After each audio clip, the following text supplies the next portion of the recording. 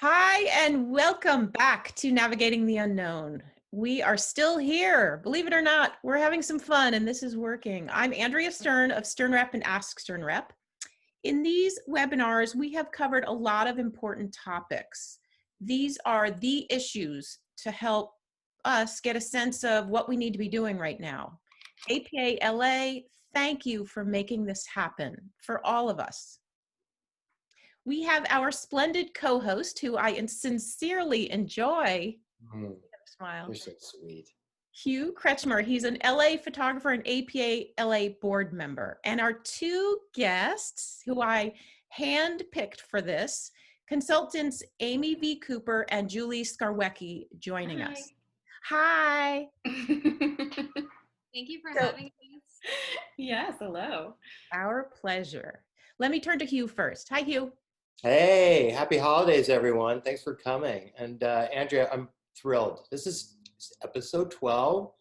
I am thrilled to be here. I'm learning so much, and I think our audience is too, based on what the feedback we've been getting. So thank you for donating your time to us. And I've been a board member for about 3 years, and we get together, and I love this board, and we talk about advocacy, and we talk about what we can bring to you guys, and this is a result of that. So I just appreciate that opportunity to do that. And thank you for our esteemed guests coming. I'm really looking forward to hearing from you. It's going to be we have a big crowd today, so hope you guys aren't nervous. But back to you, Andrea. Thanks.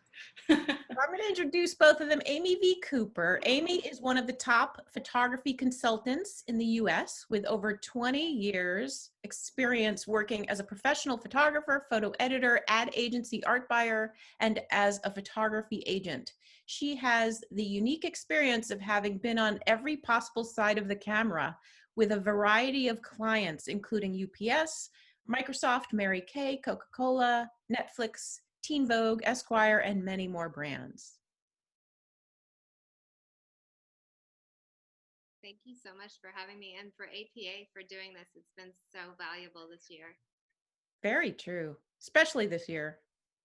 And then we have Julie Skarwecki. Hi, Julie. Hi, hello. Julie is a consultant specializing in helping artists define their personal brands, strengthen their portfolios, connect with photo editors and art buyers or art producers, and successfully target their ideal clients using strategic marketing and promotional tactics. She has over 10 years experience in the photo industry, including being a photography agent and consultant. Thank you for doing this, gals. Wait, she has worked with photographers and illustrators with clients lists that include Amazon, Facebook, Coca-Cola, Nike, Under Armour, Adidas, Instagram, Gatorade, Fendi, Whole Foods, Target, Delta, Bud Light, and many, many more. So hi to both of you. Hello. And I wanted to just get into my plan for this topic is a very thorough discussion. I want to get to the purpose of websites and how to really get our sites to work for us. How do they sell us? How do they bring us success? And in gathering all these questions we have on websites, I realized that I may have been overambitious, wanting to focus on two such large and crucial topics that can make or break our careers. They're both so important. Looks like we will need to split this into 2 episodes and not do both topics. So I'm sorry about marketing will be in the future, but for this one, we are going to keep it to websites. So ask your questions and know that we will answer as many as we can while we keep as on target with our topic of websites as much as possible. Any marketing questions we will save for that episode. And attendees, remember to join Hugh and I, right, Hugh? Because we have the best rap chat. That's what we call it. And that'll be a short thing we do after this. So stay with us. Stay with us, y'all. So let's jump in. Amy and Julie, will you give us a brief idea of how you work? Like, what's a little summary on what photographers get by hiring you as a consultant? Either one. I don't know who wants to go. for it. Okay, I'll go first. So I tend to focus mostly on the marketing and the brand messaging, as you explained. So typically when I start working with someone, it's usually because they've come to me when they've reached a plateau in their career. They either aren't getting the type of clients that they want, or they've reached a certain level and they're not really moving forward, and they can't really figure out, without having an objective, and what they need to change. And so I really work with people to sort of set these bigger picture goals first. If it's a financial goal or a client list or, just a lifestyle even that they're looking for, and kind of work back from that to take a look at everything that they've been doing so far, see what's working, what's not working, what we can change, and then hopefully work together also to kind of stay on track. So it's usually a longer term relationship, not quite the commitment of an agent, but we are working together usually for, a few months, a few years, to set those larger picture goals and then just make sure that we're on track to reach them. I just want to ask you a question, and then Amy, tell yours, because I don't want to forget. Can't find my pen. Do photographers who are having a hard time, it's like we all think of consultants when we need help.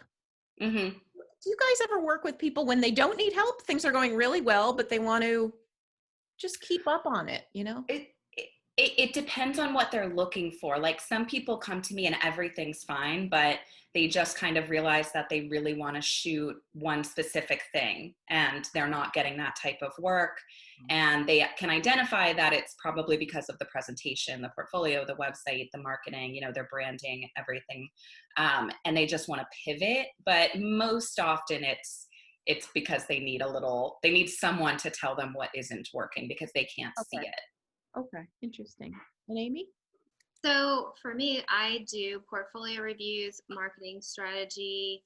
I also do editing and accountability. I have a signature portfolio review and marketing strategy consultation package that I start my clients with. It's really important for me to start with this package so that I can really get to understand their business before I go into editing with them, because I really need to know what their goals are and who their target market is. And sometimes they may not really know who that is. So that's what I start my clients with. Usually after that, we'll go into editing. I can edit in sequence their galleries or their websites or their portfolios. And then I also have an accountability package, which is, some of my clients just need someone to hold them accountable to keep doing what they're supposed to be doing. And some just want to have access to brainstorm with me once a month, or to be able to call me when something random comes up. So I love the accountability package that I do as well. And sometimes that is, setting up a marketing campaign for the next 6 months, or maybe it's a big project that they want to do, and I'll help them break it down into digestible tasks, and we'll meet once a month. Because I know all photographers feel like we're all in this bubble by ourselves. So it sounds like you guys could be, what's the word, Hugh? The support, Yeah. No, I wouldn't say it's a partnership as much as, an action team. Let's put it that way. Like I have action partners in my, as far as my business is concerned. We call each other every day, talk about our actions. And so I feel that's what that is, when you're talking about accountability. Yeah. Mm-hmm. It's so important to get out of your head and to get out of your bubble. Yeah. Mm-hmm. Talk to other people, whether you have a coach or if it's a friend or another group of photographers. The other thing that photographers have a hard time with is being objective about their own work. Yeah. And I see you Absolutely. two, let's be objective here. This is how it is. Mm-hmm. Mm-hmm. That's great. And that's everyone. I mean, I have people that I talk to about things that I do in my business where that there's a blind spot. It's not like a personal issue. It's just how everyone operates. You're never going to have an objective view of the way that you appear. So even just having calls, sometimes like a one-off call just to get that feedback from someone, I think can be really valuable to an artist who, like we said, sort of exists in a silo. And you two know the business. Yes. Mhm. That's a very good point, because I've experienced where I'm so passionate about a project and my agent says, I don't know where we're going to be able to fit this. How about Mhm. this over here? And I had no idea, no idea, no clue. Mhm. So Mind it is open. great. Yeah, it's great to have an objective point of view. How do people know if you're the right consultant for them? What's the difference between you guys and other consultants? There are a lot of different consultants. They consultants like Julie and I who do more commercial editorial. I think you need to go to, look at a lot of different consultants and see what their background is. See if they've worked in the industries that you want to be working in, and go to their Instagram or their blog and look through their content and see if their tone resonates with you. And most consultants will offer a free consultation call. I certainly do, and that's a great way to do a vibe check. That's a Mm. great idea. Mm-hmm. Yeah, I agree. Definitely shop around. I think that's important. I really encourage people to don't just call me, call other people, make sure that you're asking about their experience level and making sure that you just get along. If I say something on our intro call that you're like, she doesn't really get me, that might not get better. If we're just completely different people and we have completely different visions and we're not understanding each other, then Questions can they ask you? A lot of people ask about background, but not as much as you would think. Mostly people ask they want to feel a certain level of trust, and so they usually want to know kind of off the bat, what am I seeing in their portfolio, or what do I think, just kind of quickly doing a cursory overview of their work or what their goals are, what sort of a plan that I can think of right now that would work for them. And that, I think that helps on both sides, because again, if I say something out loud that they're like, oh, I hate that idea, I want to hear that right then, that whatever I'm thinking is a good idea, it might not resonate with them. So it helps to make sure that you're on the same page from the beginning, and to just get excited. If you're talking to a consultant and they have this great idea, or they really have a vision for your work, then you definitely want to work with that person, because they're going to advocate for you. Mm. Yes. So do you fit to their work? I mean, or is it, or do you see someone's work and say, I don't know if I'm attached to it, but I know how to help you. Yeah, I think it's more about Yeah. having confidence and looking at their portfolio and saying, I definitely know how I can get them to a higher level in their work. Mm-hmm. You So you ever can get them as well. do you ever look at work and go, I don't think I can help this person? Yeah. Yeah. Yeah, if the work's not there, there's not a whole lot I can do to help you market it better. You have to be at a certain level, but that doesn't mean that you can't help them with something. Sure. But I think it's important to be transparent and say, what you really need to work on is portfolio building. And maybe we leave it at that and say, okay, come back to me in 4 test shoots or something, and let's see what we can put That's a good together. idea. Yeah. Absolutely. I also think it's really important for photographers to have specific questions ready for the consultant when they get on that Totally. call. Sometimes we'll get on the call and they're like, I don't know, I was just drawn to you, help. I don't know what I need help with. It's good to have those specific some people questions ready send for me them. an email beforehand that has a list of questions, I know we're doing an intro call, we only have limited time, this is what I'd like to cover. And that's super helpful, because then we're not beating around the bush. I know exactly what you're looking for. We can sort of get to the point. You get the value out of that call initially, and we get to understand each other better. It's just a clearer communication. There's 2 things that come up for me about this, just thinking about what a photographer must be feeling. What if they don't know their goals? And then what if they know their goals, but they don't know how to get there? Well, that's why they're calling us, probably. For both? No, for the second one. Usually they know kind of me, and they're like, I don't really know, things just aren't really working out. There's usually a few questions that we can ask. in your mind, like, what's the first client name that comes to when I ask you like who your goal client is? And there's always going to be something they think of. Or, you know, is it a lifestyle that you're looking for? Are you trying to stay closer to home? Do you want to do more travel? Do you have a financial goal in mind that feels like the base limit for you to be happy? You know, what exactly are you trying to get out of your career? And then from there, I mean, I'm sure Amy does this as well, but you know, there's a questionnaire that usually follows if we decide to work together that it helps to break down those goals as well, so that we can really put it into like a SMART goal, so that there's boundaries, it's specific, it's time-based, and then we can start talking about what those action steps are to get there. Boundaries meaning specifics? Yeah, so a SMART goal, oh gosh, I think I'm going to get it wrong. It's measurable, achievable, relevant, and time-bound. So if someone comes to you and let's say they have a financial goal, they want to make, you know, they want to make 120K next year.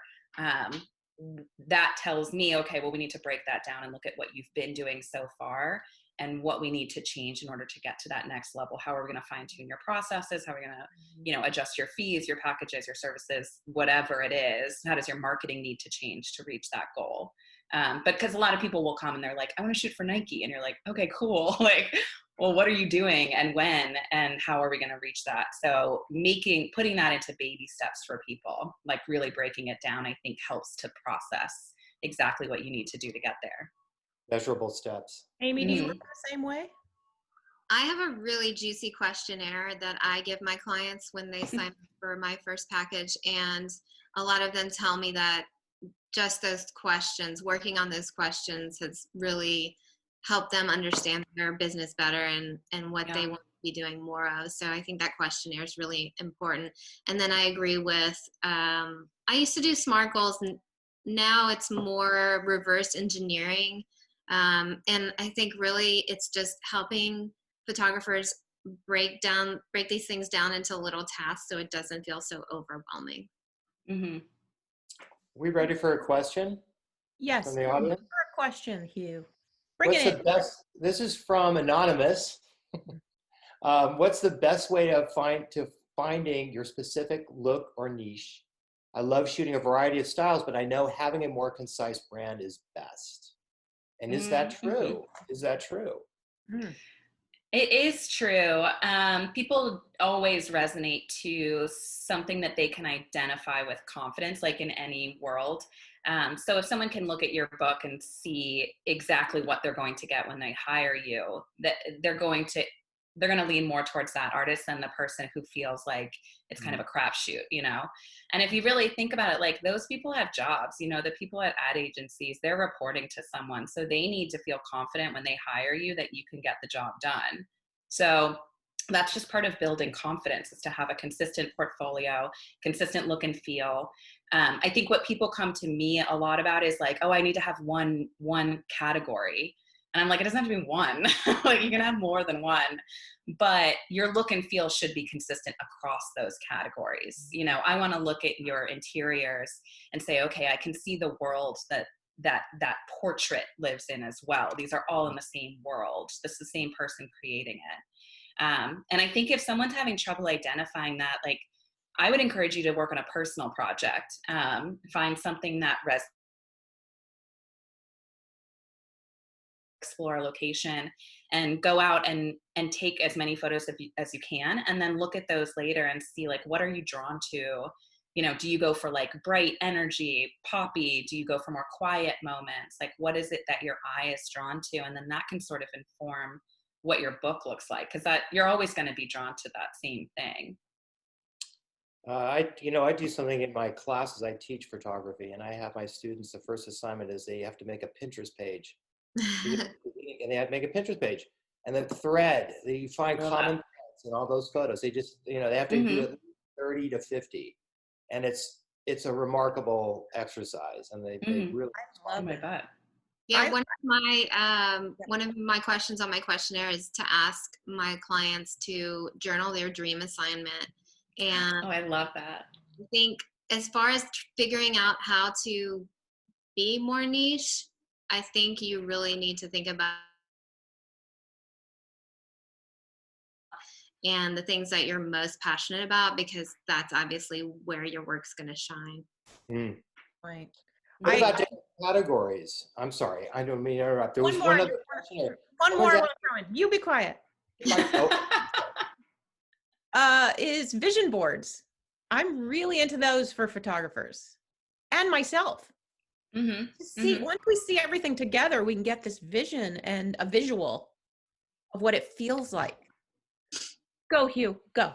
Well, someone's asking now if I shoot editorial and I like shooting food, how does that work? You know? Well, editorial can be, food can be, yeah. Yeah, those are not mutually exclusive. True. Okay. Editorial is a type of client, not a genre of photograph. Right. You guys, we have to jump into websites because we are going fast here. Okay. So in my opinion, a photographer can be fantastic with their quality of work, and they'll get jobs even if they have a bad rep, or if they have bad marketing, or they're not on Instagram, all of it. But they have to have a good website. Like a photographer, I don't think can get a lot of jobs and success without a good website. Do you agree with that? Mm-hmm. Yeah, absolutely. I mean, that's the main portfolio that people are looking at, unless they're discovering you at a portfolio show. But I mean, that's not as likely as someone just going to your website. Yeah. And there's so much information that they can get about you there really quickly. So that's, if you can make a really good first impression with your website, you can, definitely seal the deal. I agree. Amy, you agree? I do agree. And, you might be getting a lot of work that's word of mouth, but in order for you to kind of take it up a notch, the people who are hiring you are also going to have to share your work with their beautiful to share, especially in advertising. In advertising, our buyer doesn't want to share a terrible website with their client. Yeah. Yeah. You'll lose a job, I think, if you have a bad website. For sure. So let's get into good website. What do you think potential clients are looking for? What are their questions that get answered on websites? They're really trying to gauge your experience. You need a website that's really easy to navigate. They're trying to gauge your experience and also a little bit of your personality. So the navigation, a style that's consistent, and an about page that gives a little bit of a taste for your personality as well as your professionalism, I think. I always say a photo in the about page is very important. You do. I do. I think so. If I don't see a photo in your about, you might as well have it in both. Save you the step. I always tell people there are three immediate questions that I think clients are usually looking for. The first one is, who are you? Like, what type of photographer are you? And that's why I'm a big fan of an overview page. I want to see a bunch of images at once that give me an idea of what you photograph. Is it lifestyle, sports, food? Is it bright and poppy? Is it dark and moody? Just tell me who you are. The second question, as Amy said, is experience level. There's a lot of photographers out there, and your clients don't really want to waste their time on someone who hasn't gotten to the level that they need, or hasn't shot for the clients that they need to see in order to feel comfortable with you. So I think in terms of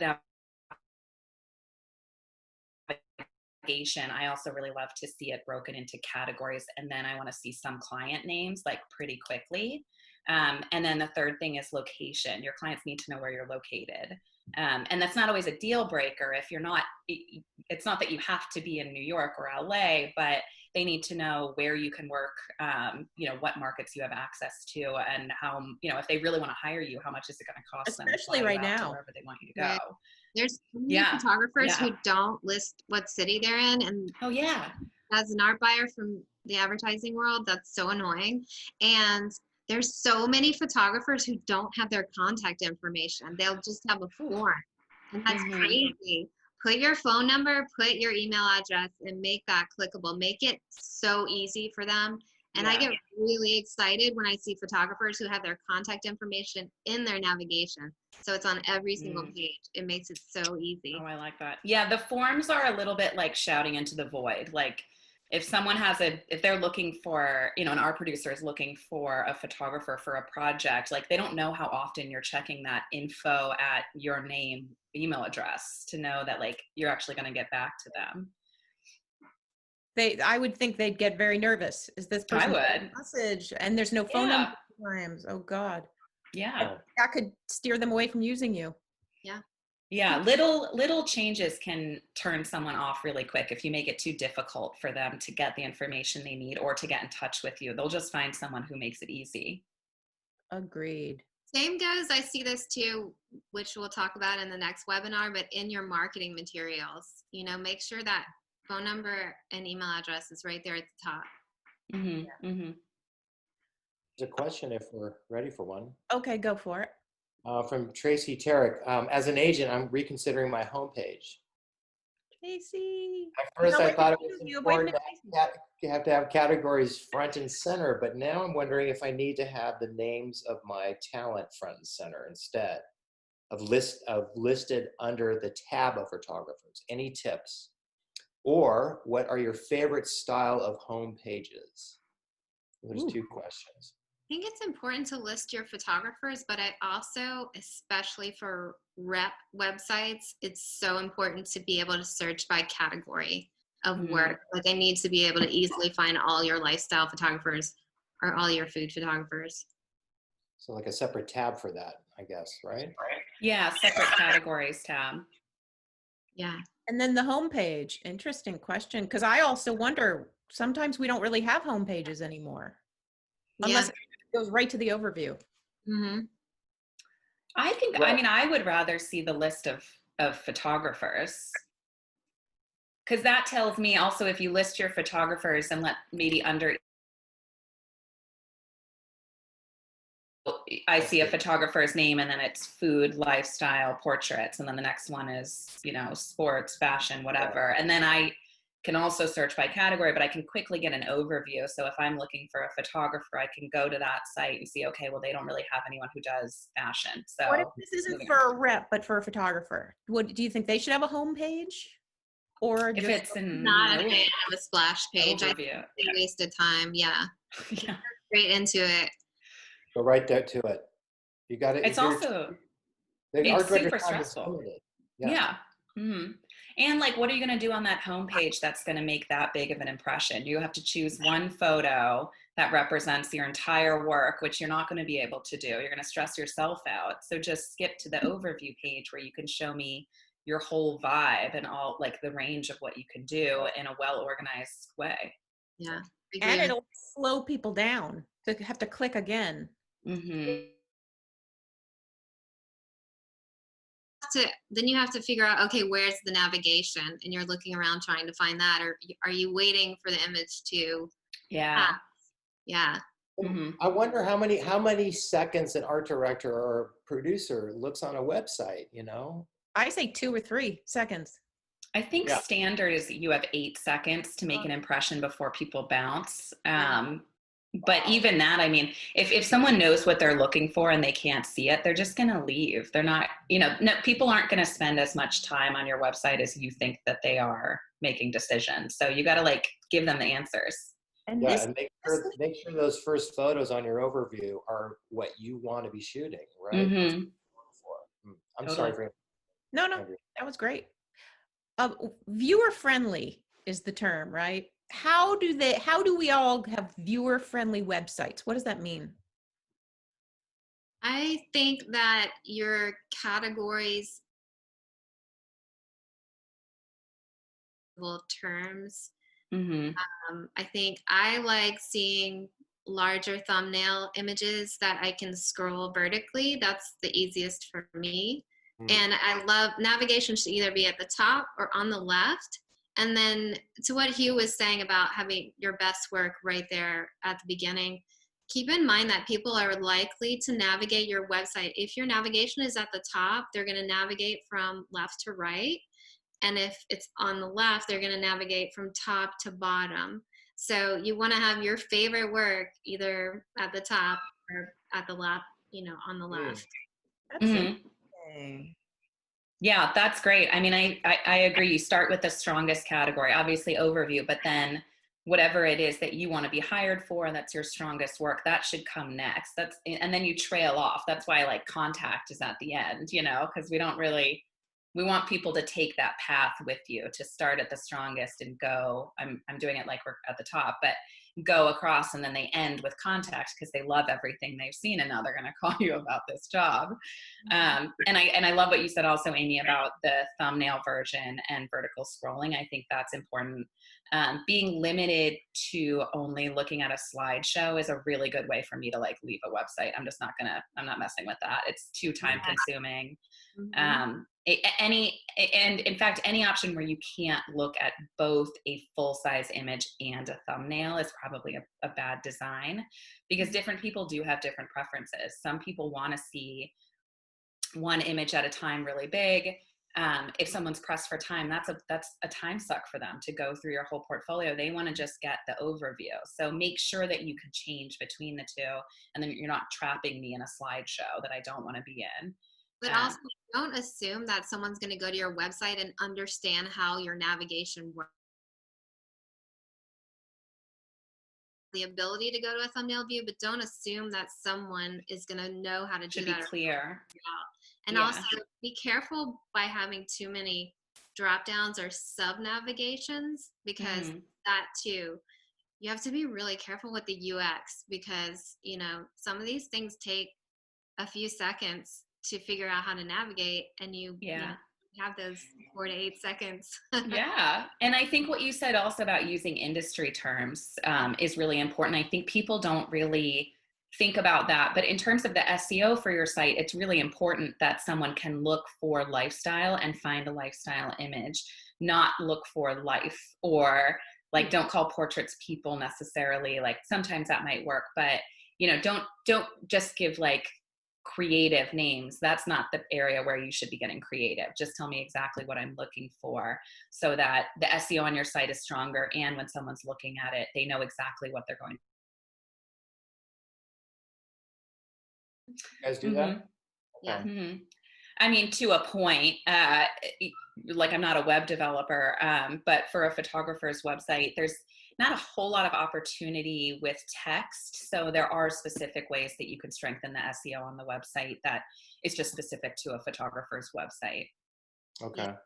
All right. There is a question. How many photos in the overview page is too many? 15, 30, 50?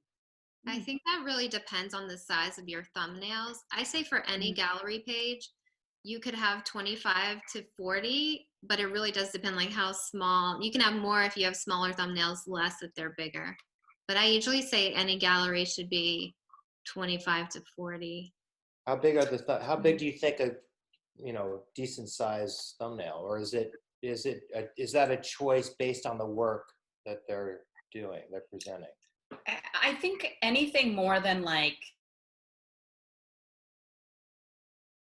you're getting too small, regardless of the work. But the work is important too. If someone's doing like for instance, if someone only, or their portrait section is all like environmental portraits, there's a lot of objects in that photo. If you look at those on a smaller scale, you're not going to be able to really, like visually, you can't pull out what you're looking at. If we're talking about landscapes, technically that's a simpler image a lot of the times, but then you're not getting the scale of the image, so it's not having the impact that it should have. It's very specific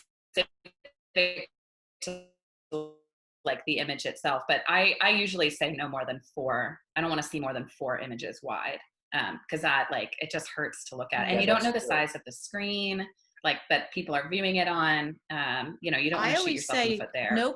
As little clicks as possible, because people are not into clicking anymore. And at least 3 to 4 scrolls down should be your looking anymore. No. But too short. I think it's more dangerous to have too few scrolls. One scroll, I'd be like, what? They don't have, they just started? They're new? Yeah, I agree with that.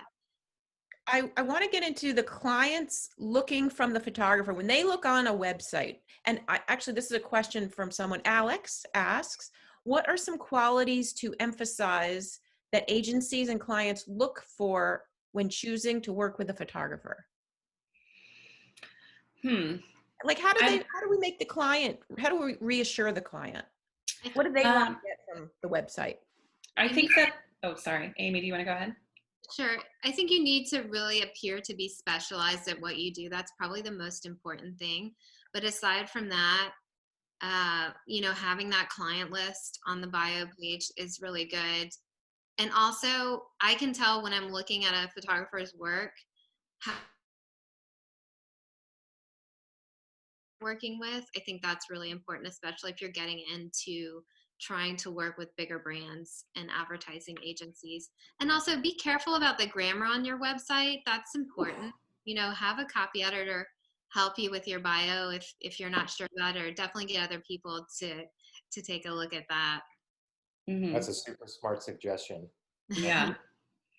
Yeah, I think that they're kind of like a common marketing term is just social proof. I think that's what people are looking for a lot of the time. And that's also why, we talk about the importance of having your client list somewhere on the site where it's really easy to find. And I like seeing it like right out the gate. I want to see a few different projects organized by client, not all of them, but, selected clients, commissions. I want to see something like that where I can look and see that you've worked on a larger production before, that you've worked with an advertising agency, or that you've worked, with a larger brand, because that helps me to build trust with you. That tells me that other people have trusted you with their creative project, and I could also do that. So for me, if I can't look at a website and actually to your point, Amy, production value is like, that tells you a lot too. But if I can't look at the website and see a really strong commercial appeal in the images, so in the production value of the images, and then also back that up with some really strong client names, I think that can be a real limiting factor for a lot of people.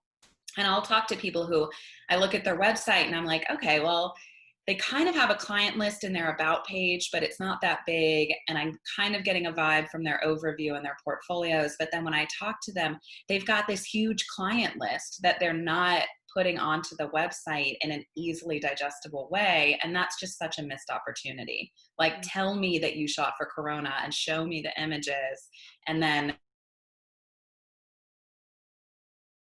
did for them. And then that it builds trust with the clients, and it shows the way that you approach a whole project.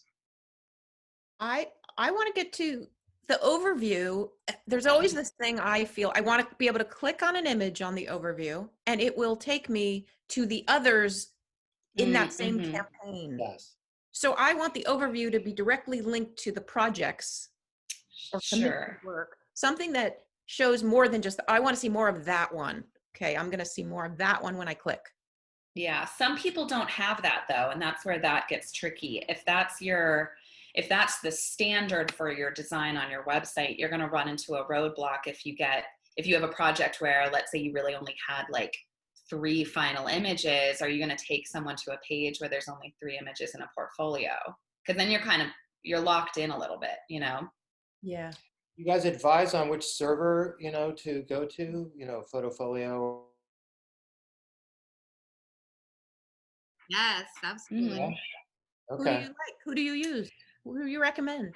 I like Squarespace a lot. If you're going to be building your own site, that's my preference. Just because it's so easy to update.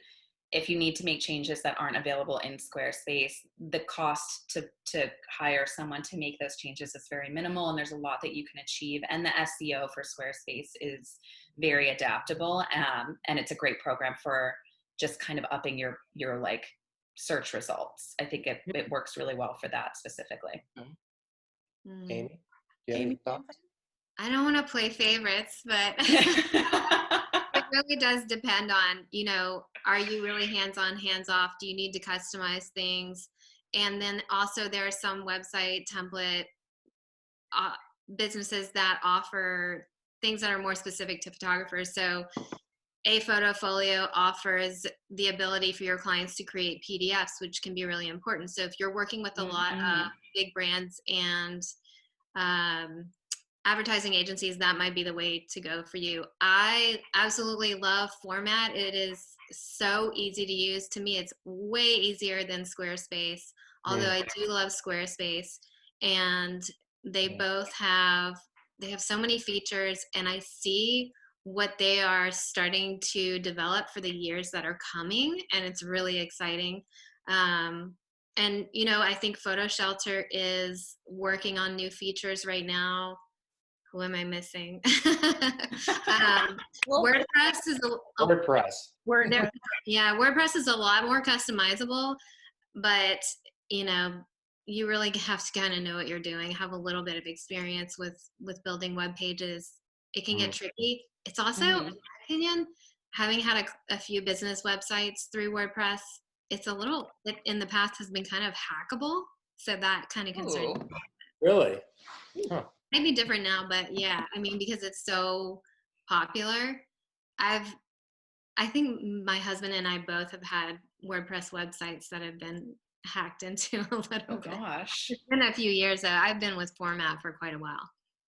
One important thing I find extremely important, because a client told me this: draggable images to their desktop. They want to quickly show you to their clients. And when they can't drag them, for them to take the time to make screen grabs. Yeah, a huge pet peeve of mine is when people don't have downloadable images from the website.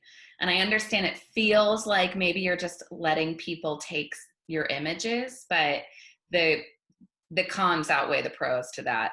You need to make these images something that people can use. Yeah. Absolutely. Yeah. Absolutely. But my recommendation for that is copyright your work and then go after Pixie. All right. Exactly. Just sue them later. Get money for it. So back in the day when we had portfolios, I remember often a photographer would have one portfolio for this, one portfolio for that. Especially if they live in a smaller city, maybe they're more general, and then they have a national portfolio. Nowadays, and even like some businesses, wedding photographers, they should have a separate website for that. Yes. When do photographers need to have a separate website, and how to bring these two things that might be opposite together? My answer to that is always to ask who you're marketing to. If you're a wedding photographer and you also shoot commercial work, you're talking about the difference between B2B and B2C. So your marketing practices in general are going to be different. There's not going to be overlap, and they might hire you for that. So if your client base is completely different, then your marketing needs to be completely different, and you need to have separate websites.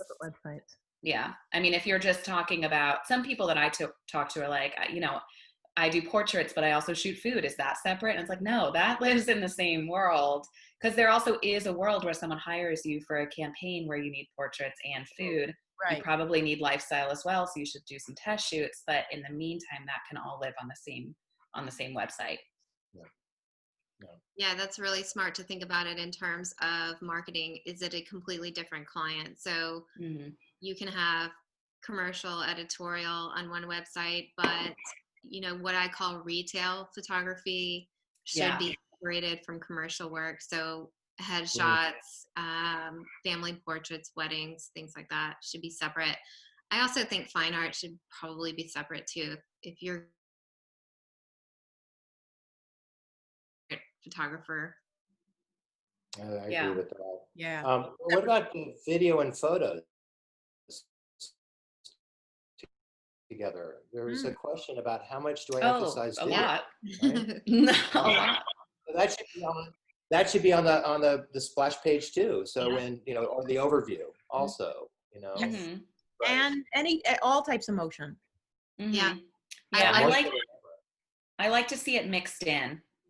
Like if you can start, especially in your overview section, if you're showing me little bits of motion mixed in with the still images, that immediately tells me that I can, first of all, I'm seeing little bits of motion, but it also will tell me that I could find more if I continued looking on the website. So if you then have a motion tab where, like, let's say you have, little bits of like GIFs or cinemagraphs in the overview, you also have a motion tab. Now I can go and see the long form videos there. That I mean, you're expanding your clientele possibilities by showing that video. So it's really, And it actually keeps people on the page longer. So it's better for your SEO if you have motion, because that will keep people looking at the website a lot longer. And the longer people spend on the website, the better your SEO ranking will be. So you do want that to be like a first impression. You want there to be video like kind of right away. that's really cool. I do have a Facebook AskSternRep group, and most of the conversation on there when I brought up websites has been about categories. So I just want to say all these questions. It might be a little repetitive, but maybe bring up some other aspects for it. Jasmina asks, how to categorize work and website menu? So how to well, Julie, you did say use the right terms. Don't say people for lifestyle. So it's just be really simple. That's not the place where you need like portraits, lifestyle, sports, food, very simple terms that we're all going to be able to recognize very quickly. And again, the part of that is to just make it easier, because it shows a certain level of professionalism. On the one hand, it shows me that you know what people are searching for, you know the terms that you're supposed to be using, and it's also better for your SEO ranking. So that helps your website overall. I like to see it as like a drop down or something that breaks out. I want to see categories, and then I can go into it and see, food, lifestyle, portraits. And then, like we said before, I also really want to see the same thing for clients. I want to see some selected clients. So in order to limit how much space your navigation is taking up, it's better for me if those are drop down menus, so that when you're looking at it, let's say it's your logo, overview, categories, that breaks out, clients, that breaks out, about, and then contact, and then that's it. Right. Easy navigation, viewer friendly, same thing we were talking about. Very easy. Yeah, very simple. Simple, stupid. Yes. Scarlett asked, best website strategies, how much to show, especially if you shoot multiple genres, portraiture, street, fine art. I'd say more than 3 categories of work is probably getting to be too much. It doesn't, you don't come off as a specialist. So 3 is a good, 3 to 4 maybe. Really important. Maybe 4. I like 3. 3 is usually where I want it to end. Interesting. Hugh, we're learning a lot here today, aren't we?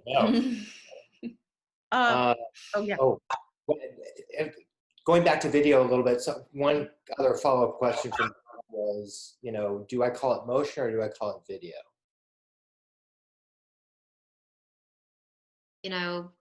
Is it just animation? Is it actual video?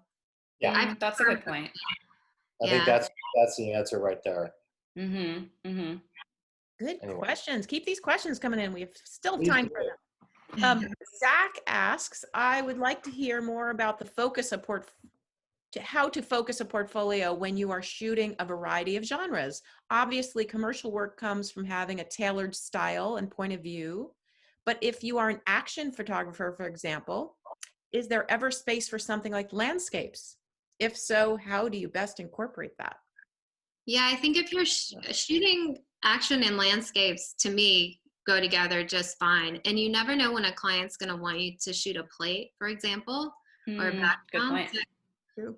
I think it really just depends on how different your categories are, and if your style is consistent throughout this category. People get hung up on this question, and when they start overthinking it, what I like to point out is that when we're talking about having a niche or a specific, style, it's not that you only should be shooting one thing. it's more that when I look at your work, it lives in the same world. So it's not really as important that you say I only shoot action, but if you shoot action and landscapes, I want to be able to look at those images and say, okay, this landscape looks like he was shooting someone and then just turned around and took some photos without people in it, and it's the same photographer. And I think that's even more important. I mean, you don't want to be a jack of all trades, but if I can connect the dots in your images and see, in these 3 different categories that we've identified as being your main categories, if I can see who you are as a person, what are you drawn to, what's your specific through, then it doesn't matter as much that you have one specific niche, because you're creating your own brand around your style. And that's really what's more important. It's not like you can only do one thing. You can do, we said, up to 3 to 4 things, but let's make sure that those are in the same world. They're shot by the same person. Yeah, and you can keep those different categories on your website, just not in your navigation. So if something comes up, you can send someone to a gallery that Great point. It's not necessarily in the navigation. And you always have those images, on your hard drive or whatever, if you need to create a PDF for someone. Mm-hmm. Not saying that you only can do 3 or less things, but try not to confuse your audience too much, because if you have like 10 different categories of work, you're almost coming off as a little bit desperate. It's like you wouldn't want to go to a dentist or or you know what I'm saying. Good point. I have 2 more. That's a good analogy. This is from Delaney. I shoot a vast variety of things under commercial and editorial, and although it's all very stylistically similar, I'm struggling with how to section it out on my website. I guess maybe we've answered it, or any other? Yeah. Okay. Heather asks, I'm curious about how specialized to present yourself on your website. For example, I do commercial, environmental portraits, theater promotion, musicians, chefs, farmers, but I group them all under portraits on my website because they are all portraits. So what do you recommend? My specialties are commercial, portrait, food, lifestyle. That's it. Yeah. Portrait, food, lifestyle. Those are your categories. Yeah. You could also have like another section of projects. Yeah, that's other ways that you can break it out. And that's why I also like seeing it by client, because sometimes someone hires you and they want some food images. They also want portraits of the chef. They also want interiors of the restaurant. So when you're doing that, that's more than one topic, but it's for the same client. And I think there is some value in showing that if someone wanted to hire you for that, you can get the whole picture for this one client. And you can break out things into projects, but your portraits don't need to be broken out by subject. A portrait is a portrait. So I don't need to know who is in it in order to categorize that. Do you both suggest a personal section? Yeah, strongly. Thumbs up. Thumbs up. Mm-hmm. Okay, we won't get into it. What here? I show personal work even on the overview. Yeah, you should. It should be mixed What about a in. separate personal section? Yes, both. That's the word that comes from here. That's the word that comes from here. This is the work that I want to do. And your clients want to see that. They want to know what you do. Like, if no one's paying attention, what are you pursuing? Because that also informs, like you said, that tells you who you are. And so much of hiring a photographer is personal. So if they can look, especially if you're connecting the dots, like, I love how everything is so calm and it's very peaceful and there's great design and there's soft lighting. And then they look at this personal project where you're exploring the work of an architect and they're getting the same vibe. Then that helps to build trust also, because they can see that the person that you are is coming through in your work. And so even if they give you, whatever directive you have, they know that you're going to create the work that feels authentic to you. Also can inspire them to take a completely different direction. I've known photographers to get hired for their personal projects. Yeah, I've been hired many times for personal projects. You know, it's like just a great segue.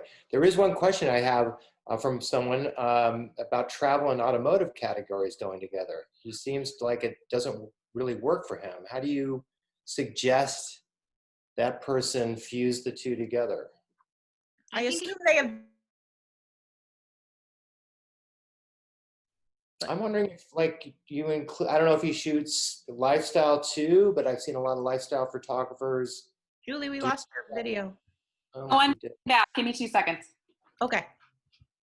Anyway, just Yeah. the two together, lifestyle, travel, automotive. Amy, what do you think? I think it should go together if the style is consistent between the two categories. If it's not, then you should talk to a consultant. So I found my pen. That's so important. All these really kind of stick together. Everything we're saying has this one flow, which brings me to a question. Jody asks this: what is the most common mistake people make on their websites? Not putting their contact information. Good one. That is a really good one. I would say I want to go back to the navigation. Or who your clients are really quickly is just it's a great way to just have a higher bounce rate. True. Hugh, what do you think? I think all of those are, you know, yeah, I would, and you know, show that I'm a big advocate for showing the work that you love to do. Just do that. One that I think of is I'm a little judgy on logos. Some look very dated. Ooh. If they don't, right now, I think logos are your name. And I have a palm tree in mind because that's to me. I love it. So something that can go with your name. Yeah, agree. Yeah. Your brand, so as a photographer, your brand is just yourself. That's why it gets so personal. People want to know who you are as a person. They want to know that they're hiring someone that really understands their vision, that can as a, you know, as a client. And the best way to represent that is just using your name. Yeah. You know, if there's make it stick in their heads. Yeah, make it stick. I think visually, like one thing, actually, this is one thing that really bugs me is when you can tell that someone just used like this Squarespace make a logo thing and it's just like Helvetica their name and you're like, God, like put some effort. We can find fonts. Like I can find you a font tomorrow. It's so easy to just make that one little extra step that adds a bit of personality and it tells me that you're taking yourself seriously. You know, you're not just, your brand isn't like something that you just plug in. It's something that you really spend time on. Which goes back to clients trusting you. Exactly. Yeah. So much of this is just about trust. Well, now that asks a question, that begs a question about, do you hire a designer to build your website? You know, if you can.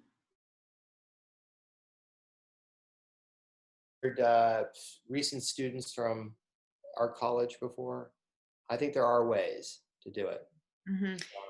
But yeah, do you guys believe in that, having someone design your website?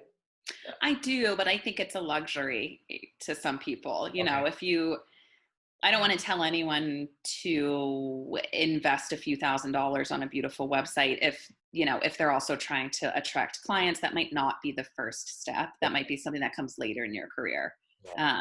You know, a lot of people just will get there eventually, but there's so much that you can do on your own also that it's like, well, I don't want to, you know, let's see how far we can get with you making your own website. And then when we kind of start topping out, let's talk about hiring a designer then. Next step. Yeah. I had this experience, and Tracy Tarek, I guess I hope you're still there, Tracy. We meet, me and Mary from Big Leo, the three of us meet every week, and we're each other. Tracy's website, Poppy Creative Agency. But Mary and I noticed when you scroll down, you lose the name of who you're looking at. And both Mary and I said, oh, this is what you got to do. There's this new feature that brings your name as you scroll. It's static. Yeah. Static. Yeah. It's an important one. Good point. Here's someone from, I think, starting out, Patrick. When you're starting out, what do you say on your website if you don't have an extensive client list? I think it's fine to just leave it off until you have that client list. Yeah, you have to build it. Yep. There's not really a workaround for that. Like just keep working. When you get clients, put that on there. But focus definitely on having a really strong overview and portfolio so that you can attract, and on your marketing so that you can attract those clients. Yeah. And same goes with tear sheets. If you don't have many, don't make a tear sheet. Somehow so that there's like a combination of images happening. You can do that as well. I love tear sheets. Yeah, you could do a tear sheet / advertising section where you had, like, if there are images that were used for a campaign or something, you can kind of mix those in with tear sheets, depending on how much content you have. But, that's a solution as well. Very interesting. Let's see. A question from Matthias asks, Hi, Matthias. Oh, okay. How do I become a more approachable to prospective clients and agencies? Approachable. Kind of maybe everything we're talking about with viewer friendly, navigation, quick, easy. Personable. That can come up on your Instagram as well, not just on your website. But I have a thought, just myself. Judgy again. I judge a website within 2 seconds, maybe 1 second. I get there and I'm like, oh, they're at this level. I see their level immediately. What makes a fantastic A+ website, in your opinions? All three of you, please. Consistent style and easy navigation. I think the logo that we talked about before also, if I can tell that you made a logo and that you've put some thought into the design, that's not a deal breaker necessarily, but that will help to solidify you in my mind as someone who's at that next level. Because like we said, I wouldn't advise someone just starting out spend all your money on a website, right? Like that's something you're going to do incrementally as your career moves forward. So if I can see good design, clear navigation, great images, a strong overview. Like I want to see also those first 3 to 4 images to be like super strong. Then you can make a really strong first impression. But it's all of those little things. It's not going to be one. You say logo. Sorry, Hugh. 1 second on your. So think about it. Logo. We are still talking more of. It's basically their name. Yeah, that's what I'm talking about. Yeah, I want to see either just your name or just your name and like photo or photography underneath maybe, but I want to see it in a font that looks distinctly yours. Well said. Hugh, what do you think? A+ website? I think the work, of course, has to be super strong, but I'm also a big advocate for a strong, classic, simple design. It's like tastefully done. But the biggest beef that I have is when photographers put too much design and that overshadows the work. And it's you talk about bad logos or too much splash, and then the work is just not up to par. I think it's got to be a balance.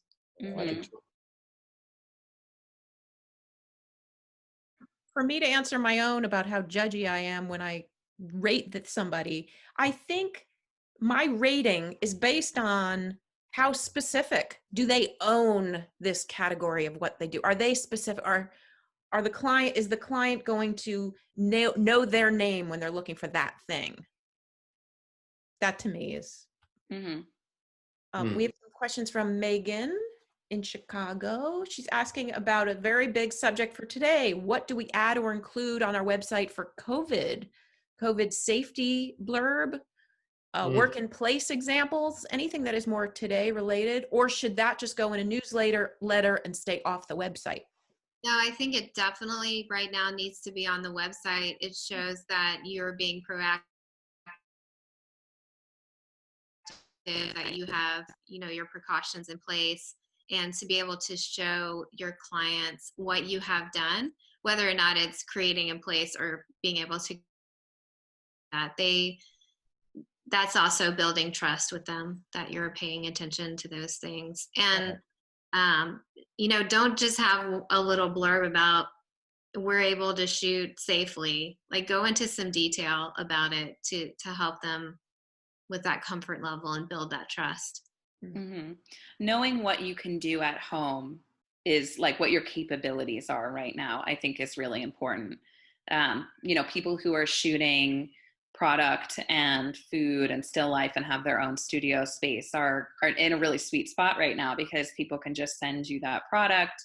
You can figure out how to communicate with the client throughout the day, send them images, that is something that people would value a lot right now. So even I know a photographer who did some campaigns just inside of her house because she has really good.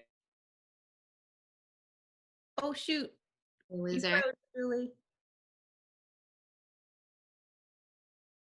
I don't know where I cut off. Good. Wait, she shot in her house because she was really good. She had really good design. She's very design minded, and her home is really beautiful. And so she was able to shoot campaigns just in her own home because she has that interior setting already. So if you can show people, if you have a studio space, you can tell them what you can create in that studio. How big is it? What are your capabilities there? If you do have really solid backyard or something, or really great interior design, something like that, where you can add value for the clients and show them what you can do at home, I think would be really a really strong move right now. Yeah. Yeah. Same for backdrops, or if you have cute neighbors or pets, all of those things are really helpful. Totally. Whatever you have to offer right now. And that's just marketing. Yeah, that's another. It's just telling people. Talk about marketing. I know. Sorry. What do you think? Showing my capabilities, I had a whole thing, and I sent it out in an email. Do you think that's still pertinent now, or sending out an email to promote that? If you've already done, you mean reminding people that it's already. Not reminding people, but those people that maybe catch it. Haven't sent that out yet. Yeah, totally. If you can show me what the images look like, that helps a lot, instead of just telling me I have a studio, show me what the studio looks like, or show me some images. So create images. If you don't have a client that you can do that for, do some test shoots so that you can show me what you can do with product inside of your home studio. And you can have that on your website as a link, or a sure. Mm-hmm. Look at more. You never know who's gonna open your newsletter or forget about it. The more you remind people, the better, in my opinion. Yeah. And then also the way you're talking about it on your website, maybe it's a separate section of things shot at home. On your social media, things like keep telling me this information, so that it becomes top of mind. Very good point. This is really brilliant. I'm learning a lot. Oh, and okay, another one from Megan. And what are the good bones of a website? What format do people want to see? Grid style, different categories, about page, contact forms. How much is client work and tear sheets versus personal work or testing? I think we have covered it, but wow. Yeah, I think we covered that, but I would say probably 75% work, and then the rest can be personal, other things. Yeah, agree with that. I have a question, you guys. Do you guys prefer navigation to be on the top, or to the left or right, or below? Never right, and definitely not below. But I prefer it on the left, but I know that that kind of depends also on who you're using for your to host your website. But I think classically the left makes sense. Left or top? Well, If I it's think it would, it needs to be static with the scroll, like we were talking about before. yes. Yeah, it has to come with you. Right. I like on the top. I don't like on the left for some reason. I find it distracting to look at images because it's right there next to me. Oh, interesting. Not a big deal. Not a big deal either way, I think. Yeah. I will say that one pet peeve of mine is when people don't take into consideration the size. If they have the navigation at the top, the size of that header, if it's static, and the size of their images. So if I'm looking on like my laptop and the header is cutting off the image and I can't see it, then I'm like, oh, like I feel like you didn't look at this to see what my experience as the viewer was going to be like. And that can be kind of annoying. Very. So check it on a laptop, a desktop, and your phone. Especially now, 2020, everybody's at home on their laptops. They're not in the office with these huge screens, maybe. Yeah. So another thing to think about. We had time for another question. Okay, go ahead, Hugh. Yes. Should you list agencies you worked with on your client list or just the brands? I say both. Why not? Technically, you worked for both. That's good. That's good. I feel like we're kind of rushing to get to the end, and I have 5 more questions. So I'm going to zip through them. I'm curious, what do you ever get into who your clients are in their life? Like, do you get a little more personal about what makes them happy, where they're at, how to reach their goals, maybe how to get their way, or maybe what gets in their way, or what personally blocks them? Do you address that with your clients? Yeah, it's like therapy. Get into what's blocking you and where is your mindset. That's really what we do, I think. Totally. Yeah. And also like what you said, like part of deciding what you want from your career is deciding what you want from your life. Like, do you want to be traveling a lot? Do you just want to stay close to home? Do you want to be shooting every single day for a smaller brand, or do you want to be shooting a few times a month for a larger brand? What exactly what feels good to you? And so answering that questions is helpful too, so that we make sure that we're actually pointing you in the right direction, instead of pursuing potentially a goal that you don't even want. So do you ask questions like, where do you see yourself in 10, 5, 1, 3 years, and like your lifestyle, do you start there? Because I think that would be where you would start, and then you hone it down to these little actions that you take every day toward. Not that specific wording, but yes to identifying the big picture goal and then working backwards from that. To see like, because the answer to that could be a lot of different things. Like we said, it could be financial, it could be lifestyle, it could be a specific client that you want to shoot for. And so identifying what that big picture goal is and using that as your like lighthouse kind of throughout your career, so that everything you do is pointed toward that goal, will just make everything easier. You're not going to be spinning your wheels so much.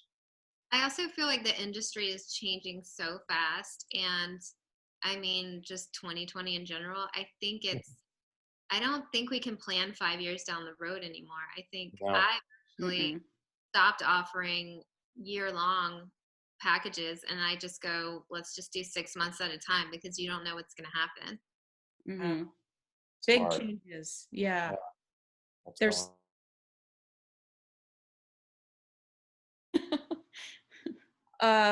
should we have links to all of our social medias, including websites that we subscribe to, like Behance and other, or Pinterest, or?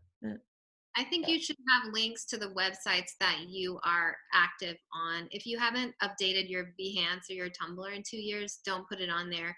If you don't share your photography on Twitter, don't put your Twitter handle on there. Only ones that you're really using. And I really think photographers should take way more advantage of LinkedIn and have a link to your LinkedIn. I think that's really important. I super agree with LinkedIn. I think people really underestimate how important that can be to forming connections with your clients. And especially because we all know how people in the advertising world work. They're all moving jobs every like 6 to 12 months. So one way to keep track of them is just to follow them on. They are. I personally don't want to see I don't really care about your Twitter. I really don't care about Tumblr. I just want to see Instagram, Facebook, LinkedIn. That's kind of it.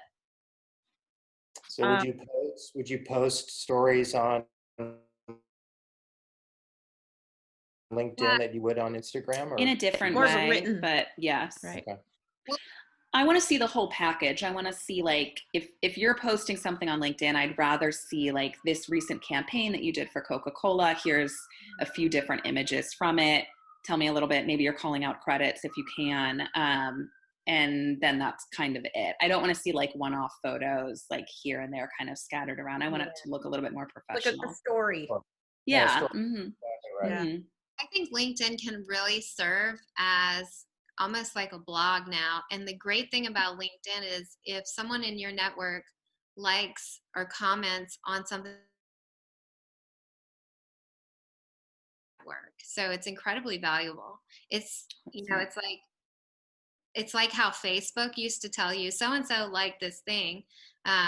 So it's a lot more friendly in that way, and I think really powerful.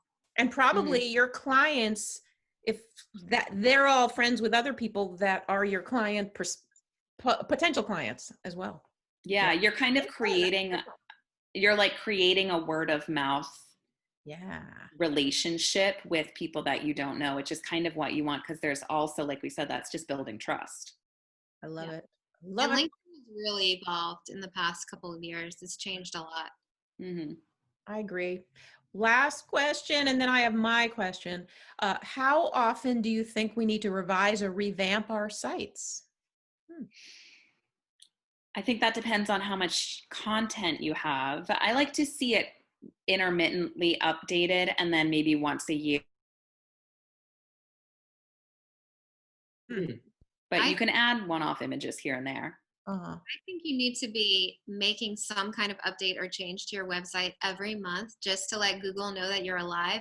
Even if you're like going in and tweaking, you know, some keywords or something, but also make sure you update it. I would say update it every time you send out some kind of marketing piece. So if people are coming back, they see something a little bit different. And it doesn't have to be a huge overhaul every time, but I would say at least every quarter or whenever you're sending those marketing pieces out, do something, at least something small. Sounds like a refresh. Mm-hmm. Mm-hmm. So when you say overhaul, are you talking about like a whole brand identity change? No, just like a re-edit, I think. Got it. Great. So this is one of my final questions. I've a personal one to you two after this. One final quick question.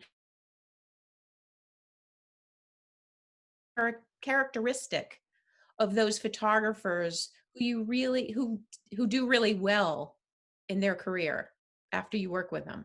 Anything specific you notice, a characteristic about a photographer that helped them do very well?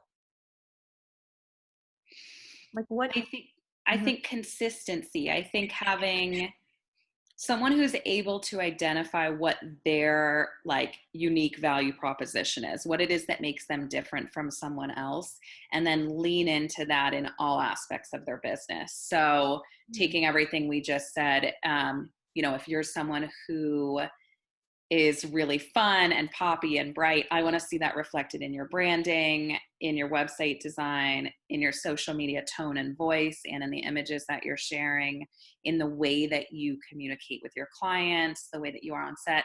Just having that like personal connection to everything, to me makes a huge difference. And I've known photographers before who they have great work, but they're not the best person. They're not the best photographer in the world. They're very good, but they rise above the crowd by having that really strong branding and that really strong personal attachment that people could sort of grab onto. Great. That's great. Yeah, I definitely agree. Consistency is probably the most important thing, but also being really curious about your client and what they need, getting out of in your head of what you need to be doing or what you need to be saying. Get really curious about their needs. And as much as I have to be very careful how I say this, photographers who are more extroverted will go further. That being said, I truly believe that extroversion is a muscle that you can build. And I talk about this a lot in my masterclass, how to do that. I think if we, and a lot of my clients do this, identify too much as an introvert, you're giving yourself an excuse not to make those connections and to avoid those things. And that's really critical. It's building relationships and building trust. It doesn't mean you have to work a room, but you do need to, be able to have conversations and ask those questions and get deep and juicy and make those relationships. And be aware of what the client is, their perspective. I love that. Right. But doesn't it really start from the work that you do? I mean, if you're really passionate about what you do and you stand behind it, I think anybody who is an introvert can blossom. And if you're talking about that work to an art director, it's like, you're put into it, I think the talking part is the struggle, though, for the introverts. A lot of people do struggle with how to promote themselves and feeling comfortable putting themselves out there. Like, and that's such a personal thing. The way that I think of being extroverted might be different than how someone else thinks of being extroverted. So it's very subjective. And I think in those cases, at least for me talking to people, it's easier, I think, if you break it down into steps so that you're not, like, I love what you said, Amy, but I think for me, it's easier to tell someone, like, okay, just do this and then do that and then do that, instead of saying, like, just be more outgoing, because that people can't understand that. So that's where Amy and I come in and can say, this is how you do that. This is how you kind of flex that muscle and you spread your wings a little bit.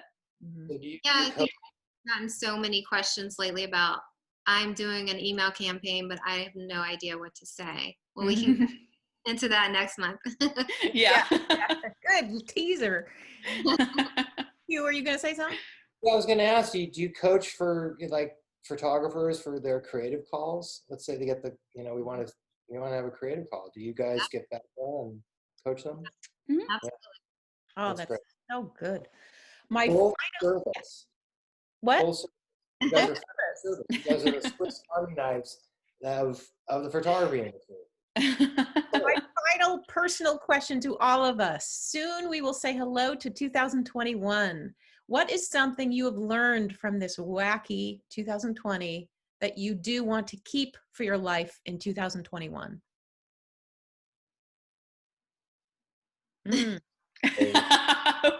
We're politely waiting. Go, Julie. Okay. I feel like it's so cliche to say this, but I really think 2020 teaches you, like, what your priorities are, and who you want to be around, who you want to be spending your time with, and what you want your life to look like, and the things that were really important. Once, I was living in California and having the lockdown, you really realize that without being able to do anything, there are some things that you miss a lot more than other things. And I think that can also kind of translate to informing your career, your lifestyle that you want, as we're looking back, what are the things that you missed the most? What was the biggest pain point here? Was it not seeing your family, not traveling, not seeing your friends? What part of that really, like, hurt the most that we can now go in and say, okay, that needs to be my priority in 2021. Yeah. Oh, good one. That's really good. Amy or Hugh? I really do feel like things like this webinar have been so important. There's created community. I think that's so important, and it's also enabled a lot of transparency, and it's given a lot of people who haven't had access to this access because they can do it online. And I started doing my own group office hours that are free, and I do a portfolio roulette. So I think this community, other organizations like Focus on Women, which Tracy was here, Authority Collective, things like that. But other things from this year is being really okay with pivoting. If something's not working, don't resist it so much. Just ask yourself what would feel better. It's okay. It's okay to, if you don't think you're going to be able to shoot lifestyle, I see photographers trying product photography, but also taking breaks, allowing yourself rest. Obviously, 2020 has taught us that. Really, community, getting out of your head, find an accountability partner. If you can't afford to work with a consultant, just find a group of people that you can talk to regularly. It's so important, especially, being stuck in our houses. I have a business accountability partners, and that's really transformed business this year. This is good stuff. This could be our own little something. Yeah. What about you, Hugh? Oh, I think I've learned powerlessness completely. Oh gosh. If there's anything we are completely powerless is over this. And that has really, changed my perspective on, how important is it and I have to ask myself that question. So I've connected to other things that I love to do. I have an appreciation for the walks that I take, for the flower I smell. And I actually think that's influencing my work and the direction. And like Julie was talking about, I just think, I've set a different priority list than I had a year ago. Different. God, you say it all three of you speak for me, but I'll just say one thing is doing this webinar. And I've always wanted to support APA, so it was a perfect match for me. And you, the attendees, I want to talk to people. I don't like how we're all in our own bubbles. And this has shown me, actually, I'm more social and we're more together than I used to feel when normal times. So yeah, I love it. Totally. Okay. All right. So thank you, Julie and Amy. Thank you. Yeah, thank you. Thank you for having us. And if there's any questions we didn't answer, I hope that everyone will reach out to Julie and I through our websites or on Instagram, and we'll help you get those other questions answered. Totally. So I look forward to seeing you all again next month as we continue to learn how times are changing and what we need to do about it. Also, make sure to follow us on Instagram and join the APA mailing list so you won't miss out on our upcoming episodes. Yes. I want to thank you both for showing up and donating so much time. I know it's the season of giving and you guys have given so much, so I really, really appreciate it. Thanks for joining us. Stay for our wrap up. We're going to have a few minutes of a wrap up, so hold on. Have a wonderful, safe holiday, you guys, okay? Thank you, Julie and Amy. All right, absolutely. Thank you, guys. Thank you, APA. And Sammy's camera? Sammy's camera. Okay. See you guys later. Okay, bye. Thank you, guys. Dude, that was damn good, huh? Oh my God, it was so full. So good. Yeah, I'm really glad that we kept it on the websites because I think now we've really understood just how much information we can keep going on that. Yeah. So, yeah. I'm fascinated to find out I want to know more about SEOs and how that works. I understand it a bit, but the way Julie was talking about it, it seems like I need to go do some more investigating. And I like how, and Amy brought up too, to refresh once a month or so your website, some words, so Google will be aware of it. That was pretty good. That's really interesting. There were so many good points. I'm like, oh boy, how do I remember which ones? But so do you think that this is information you could take to your website and your photographers and,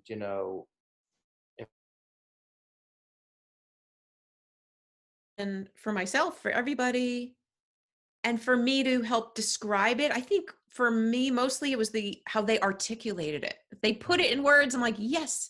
And really, that's what I look for in consultants. Often I have a sense of things and I feel them, but I don't know exactly how to lay them out and say it. And this is what we got to do. And that's harder for me.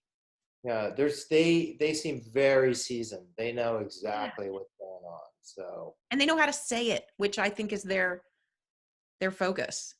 Yeah. To bring it out of the photographer to talk about it. I think it is a bit of psychology. I think a lot of that, it's really interesting, it really is. Because I think it is, that's where it starts. It starts with the photographer. Do we have a lot of attendees left? I want to ask a question. We have 72 left. 72 people. Listen, what is something you got out? Also, what is something you want to hear about marketing? And what are other topics you want to hear about? Any kind of Yes. feedback for us is always helpful. Yeah, great. Put it in the chat if you want to now, and we can even talk about it for a minute.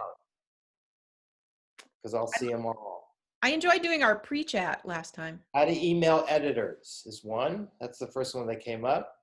So that'll be in marketing. Okay. Okay, good. Anybody else? Bring it on. Oh, yes. We will. Our recording will be on YouTube. Yeah, I don't have a killer client list. So what? So I don't have a killer, what they want to do.